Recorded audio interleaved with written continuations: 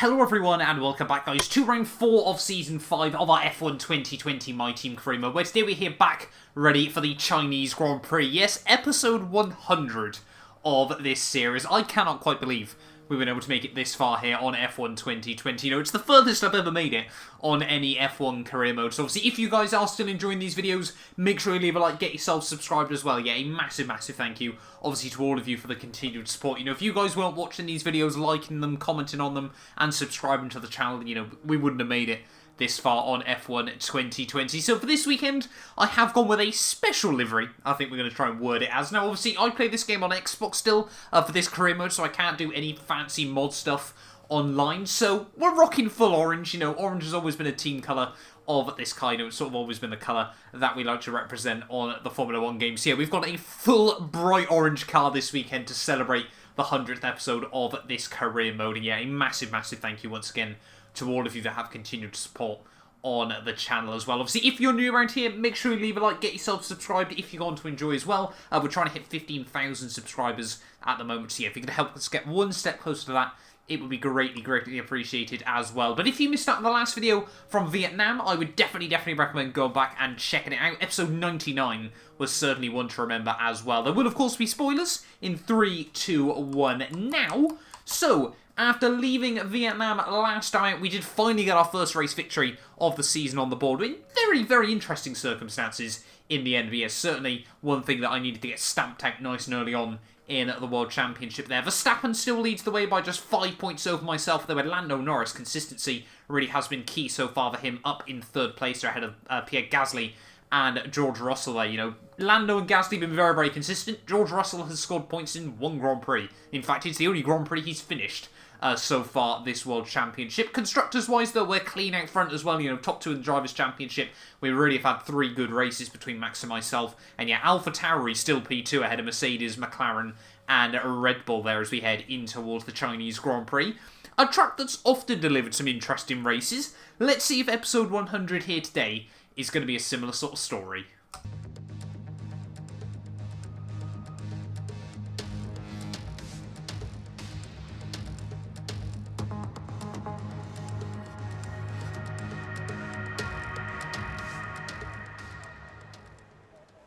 Here we are then, qualifying day for the Chinese Grand Prix. Always an interesting track to head back to in the world of Formula 1. One that the AI tend to be pretty strong at as well. So we'll wait and see as to how this qualifying session goes. As last week proved though, you don't need to always stick it in pole position to walk away with the race victory though. But yeah, heading into the Chinese race weekend, obviously, as always, we'll go out for our first run on the mediums. Very much now just a case of trying to get in towards qualifying, sort of get used to the track, everything like that again. With these tyres, 1.3 seconds the delta between these and the softs. Come on. And yeah, it's definitely not going to get through into Q3, these tyres, but always nice just to try and use them up anyway in qualifying. Plus it means if you have to go onto them in the race, they are a little bit rubbered in as well. Heading down in towards the final couple of corners then of this first lap has been incredibly untidy in the end. Really am just still struggling a bit with confidence in the car, but through the final corner, Perez goes fastest on a 28.2. We do a 130.0, so we're definitely going to need another lap, probably as Verstappen does a 27.5. He's been looking quick all weekend in the new orange car, and I'm sure the Dutch fans are probably loving as well. But yeah, we need to find some time. Heading back out then for our second run in Q2, yeah, ideally if we can try and get down to the 127s, we should be pretty safe into Q3 there, and obviously the tyres alone should give us a whole lot of that pace advantage as we shut the car down in towards the first corner. Never quite know what line to take through there. We'll try and go for a tidy run both on entry and then try to keep it nice and planted on the exit. Make sure you get all the rotation done as you ease on the power, and you can see already at the first couple of corners, near enough half a second discovered over our lap on the mediums. They're down through the hairpin. That's going to be another tenth or two as well. Things looking good so far. As we head out of the second snail section, I know we made a bit of a mistake last lap as well as just how much extra grip you've got.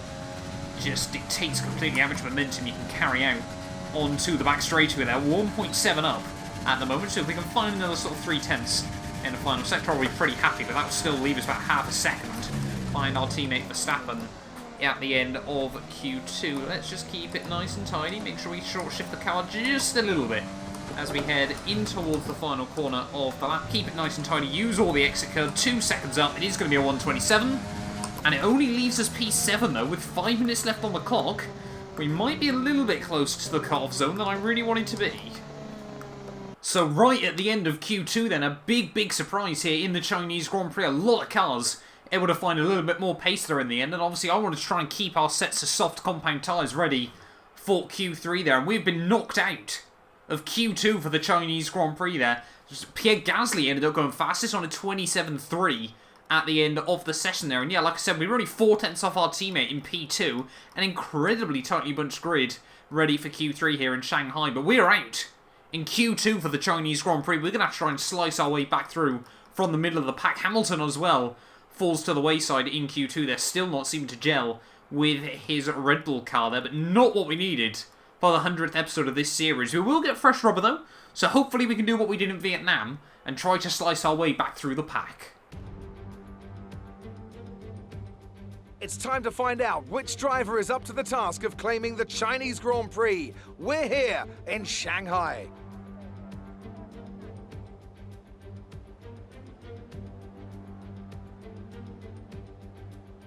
We're here in the Yangtze River Delta today, home of the 16 corners that make up the Shanghai International Circuit. 54% of this 3.3-mile lap is taken at full throttle, and we'll be getting up to speeds of around 200 miles an hour, with DRS assisting the cars down the back straight before they brake into the sharp hairpin at turn 14. Joining me for today's race once again is Anthony Davidson. Let's talk about Mr. Monaco. No grid penalties, no mitigating circumstances, just a poor qualifying performance and a very disappointing start position for them today. They'll have a sinking feeling as they look up from the cockpit and realise they're in a different postcode to the start line for sure. But the one positive they can hold on to is that the car is quick and they can make their way through the field.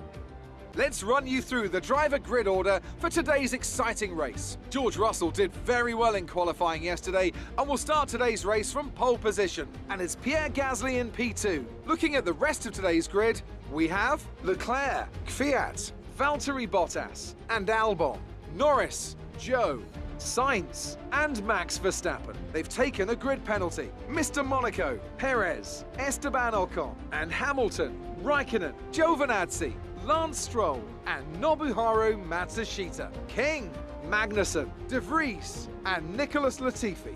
It's almost time for those 5 red lights to go out. Then let's see who can prevail today. Now that we've got some points on the board, let's continue this form and aim for another top 10 finish. So very interesting then at the end of qualifying. Max Verstappen did technically put it on pole, but has a grid penalty for whatever reason heading into this weekend's race. So we will be starting alongside our teammate in 10th and 11th place here in China. Now, strategy, this should be where it falls into our hands slightly. Obviously, everyone in front of us is going to have to start on those soft compounded tyres.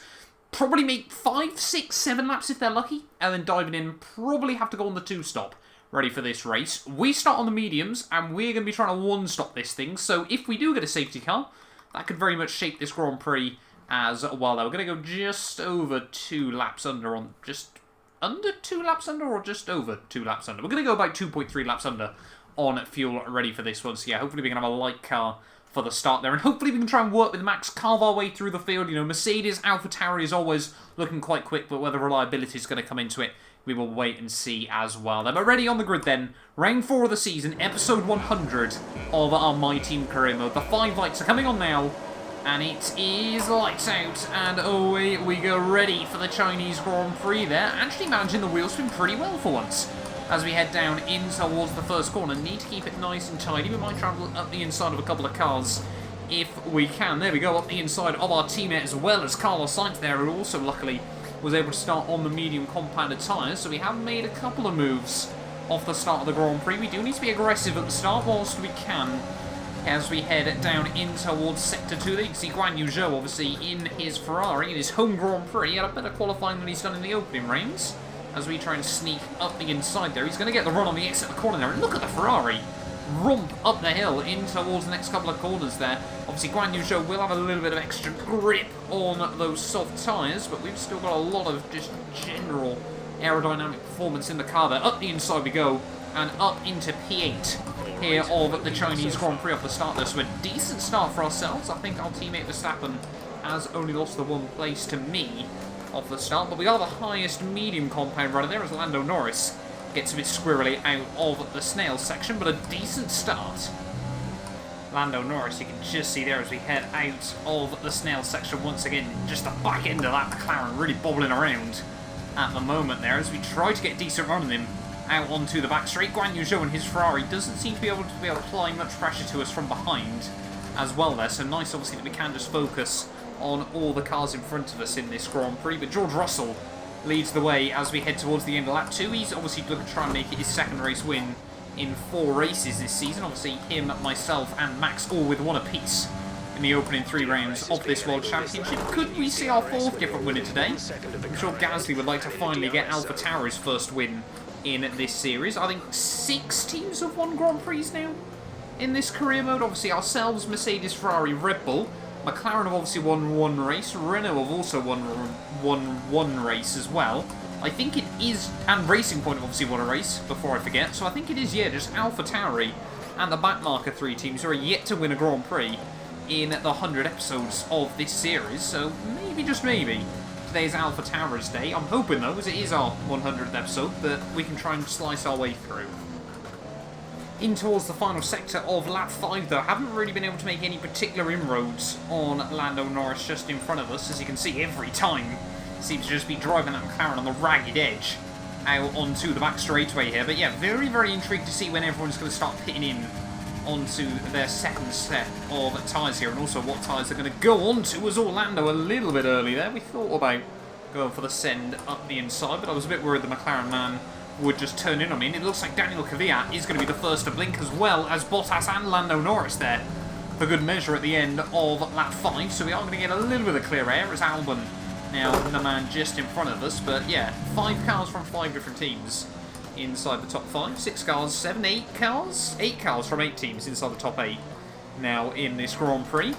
But yeah, still George Russell just leads the way, but Pierre Gasly really hounding him. And now maybe Albon, with no DRS to defend himself, could be a bit of a sitting duck as we head out onto the back straightaway here. The Red Bull car, yeah, not always the best top-end speed anyway, so hopefully, yeah, now, with him without DRS, we should be able to make a nice, clean pass. Albon does go defensive. We'll go late on the brakes in towards the hairpin. I've given him the right-hand side, so he will get the run into the pit lane. But saying that, we do get right around the outside, and now up into P4 of the Grand Prix. He almost went into the back of me. He thought about sending it, and we will now inherit the lead of this Chinese Grand Prix there as we head on to lap 7, setting a new PB in the process. And now obviously everyone else on the softs into the pit lane, so it's Sainz and myself 5 seconds clear at the front of the field. Now we just need to get our head down, get some good laps under our belt. We're leading our teammate by 29.3 seconds.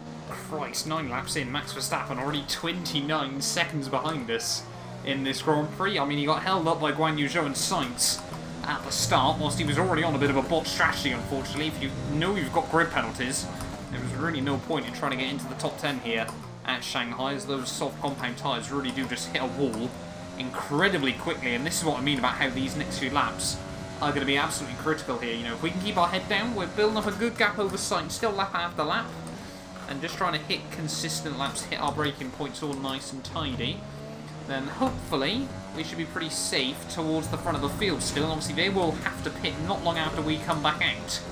So things are looking good. Maybe not making Q3 was a blessing in disguise. Onto lap 12, really do feel like we're starting just to have to drag these tyres around a little bit more, getting a bit more wheel spin in a couple of spots, as well as the fact I've just noticed Pierre Gasly is now on our relative, so he has jumped George Russell, but he is on another set of softs, so whether he's going softs and then hards to the end of this Grand Prix, we will wait and see. If he is, obviously he's pretty much now on the same strategy as myself, and we've got 16 seconds over the AlphaTauri man, and I don't think, unless we have an absolute disaster class throughout the rest of this Grand Prix, he's going to be able to consistently take a second lap out of us from here to the checkered flag. So things looking rather good as we close in on the halfway stage. We'll probably pit the end of next lap, end of 13. Heading down the back straight, but then getting ready to pit at the end of this lap here, as we've almost reached the halfway stage of this Chinese Grand Prix. Things are really falling into place for us early on, but a safety car, among many other things, can completely screw us in the second half of this Grand Prix. Make sure we get a nice tidy pit entry as well there. Really get as close to that tire wall on the inside as you can. Then slam on the anchors down to 50. Don't want to take any risks on the way into the pit lane here in Shanghai. There is Carlos Sainz luckily behind us. He's going to dive into the pits as well as everyone else, it looks like. Ocon, Perez and Gasly all going to dive it in as well there. Obviously Raikkonen is going to have to stay out and do one more lap on his tyres there. It looks like Russell and Kvyat are going to stay out as well. There's 2.7 seconds stop. They're both on medium, so they're probably going to be out for a few more laps in this Grand Prix. But back out now, only 2 seconds behind them as all. That's not where we wanted to be. We'll bail out of that one nice and early. Where are we going to get a chance to rejoin? There we go. Don't want to get grass on the tyres if we can avoid it. I'd rather have a couple of little bits of dust and dirt. But yeah, we've come back out then, P4 in this Grand Prix now. 5 seconds behind George Russell and Danny Kvyat there, but ahead of Charles Leclerc and Jordan King. Don't think he's pit yet, or if he has, how on earth has he managed to find himself in 6th? Expect to see some rain about 10 to 15 minutes from now. And what did I say about potential things that could screw us in the second half of this race? As soon as I say that, rain expected in 10 to 15 minutes. Like I was going to say, Shanghai's often given us some changeable conditions, dramatic races on the F1 games in the past. Perhaps today is going to be another one of those days. Raikkonen into the pit lane. He's certainly done a good job of holding up Kvyat and Russell for us. At the end of that lap, as we head into the second half of this race though, the gap back down to 3 seconds. 1.7 seconds. Now I'm interested to see whether the likes of Russell and Kvyat aren't going to even consider trying to get those mediums to the wet period, depending on how quickly it does arrive. It might be one of those ones where we get a little bit of drizzle, but it doesn't actually make that big a difference later on in this race. Who really knows? At the moment, it always feels like a step into the unknown with changeable conditions here on F1 2020. But yeah, Russell and Kvyat though, that gap is coming down because their tyres not quite hitting the cliff yet, but certainly have seen better days. Battery charge is high. Let's use that overtake. There we go. That question's been answered rather quickly then. Danny Kvyat into the pits at the end of lap 16 there, so he's going to try and get the undercut on George Russell, so I can only assume the Mercedes man is going to be in either this lap or the next one. I'm imagining though they're going to go on to another set of mediums to the end of the Grand Prix as Verstappen behind us into the pits once more, so maybe we'll find if the track doesn't get wet enough for inters that those guys will have a big advantage on some softer, fresher rubber. But we've also got to remember on the other hand, we practically now will have a pit stop over them as well, so we've got a lot of safety in the back pocket, but if we can just carry on doing what we're doing, we'll hopefully continue to build that gap. And there we go, end of lap 17, 11 to go here from the Chinese Grand Prix. George Russell makes his pit stop, so we will re-inherit the lead of this race. And now we wait for the rain. So very, very interesting then. According to the team, the rain might not arrive before the end of this Grand Prix. They're now saying an ETA of 15 minutes again, as the track certainly isn't getting overcast just yet here with 8 laps to go from Shanghai. We might just have dodged a bullet for us, as we're still safely over 10 seconds in the lead. Just over 5 laps to go then here from Shanghai, and it is starting to get a little bit overcast around this circuit, so I feel like at the moment we're just sort of racing the weather to the end of this Grand Prix. I don't really want to be out in some slippery conditions, I'll be honest, if we can avoid it, so we are trying to be quick but careful in the dying stages of this race. But yeah, the gap to Albon's still holding level. Gasly on mediums has gone for a very, very aggressive tyre strategy here, but it does seem to be making it work, as he should get past the Red Bull in the final few stages of this race. The only thing I'm really worried about, to be honest, is fuel. We are still a bit under where I'd want to be, with 5 laps to go, but we should be alright. If it comes to it, we can just lift and coast on the final lap. 3 to go here then from Shanghai, and it does very much feel now that the heavens could open at any possible moment here. As we've got yellow flags, Carlos Sainz dropping to the wayside in this Grand Prix. They're a horrible, horrible way for him, as he was on for a very, very good P4 in this Grand Prix there. So heartbreak for the Spaniard there on for one of his best results early on in this season there. But yeah, for us though, these hard tyres very, very much feeling like they're hitting the cliffs. We've got more yellow flags out for someone else, or is it just Sainz's car that's fallen to the wayside? One of the Red Bulls is going slowly, I'm not too sure. if that's an issue for Hamilton or not. That's not where we want to be into there. But yeah, these hards very, very much feeling like they're getting towards the end of their life. No idea how Gasly must be feeling on those mediums, as he has now moved up into P2 of the Grand Prix. But surely, yeah, those mediums are going to be screaming at him. Oh, there we go. I think we've got some rain on the halo. So it has now started to rain right at the end of this Chinese Grand Prix with a lap and a half to go. I can't imagine it's going to get wet enough for us to need to do anything incredibly quickly. But rain has finally arrived here in Shanghai. I think it might just require us to be a little bit calmer on the loud pedal as we head on towards the final lap, though, of this Chinese Grand Prix. It hasn't been the craziest race in the world, I'll be honest. You know, I'm sure some of you really wanted something bizarre to happen for race 100 of this series. But, that being said, it has certainly been a race that's shown where we've always been strong on F1 2020. 2 races in a row now we've started in positions outside of double digits.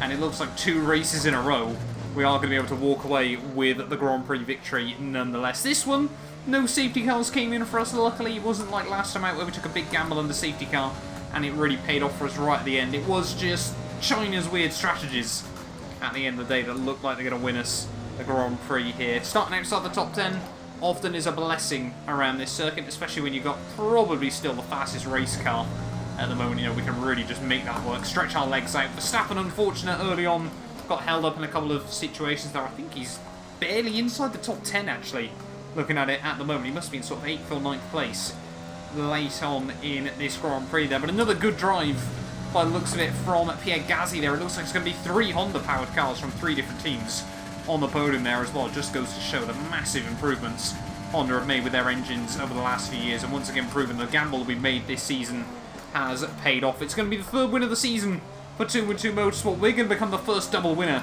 of the championship as well through the final corner of the Chinese Grand Prix. Back-to-back race victories. That is exactly what we need, and we take the lead of the championship. That's a race win and your 2nd race win in a row. Fantastic job.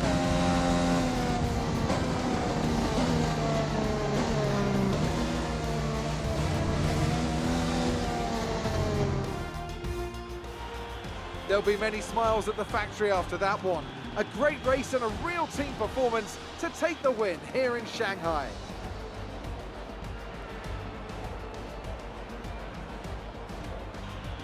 Anthony Davidson, a resounding victory today. What set them apart from the rest? I think the key here was just the quality of the racecraft, you know? I mean, how many overtakes did they make overall? I'm sure we have a stat person keeping score somewhere, and it was fantastic to watch, wasn't it? This is a strategic sport at the end of the day, but it's always really gratifying to see close-fought battles on track. It's what all the fans are after. Here comes your top 3 making their way down to the podium for what can only be described as a fantastic day for Formula One.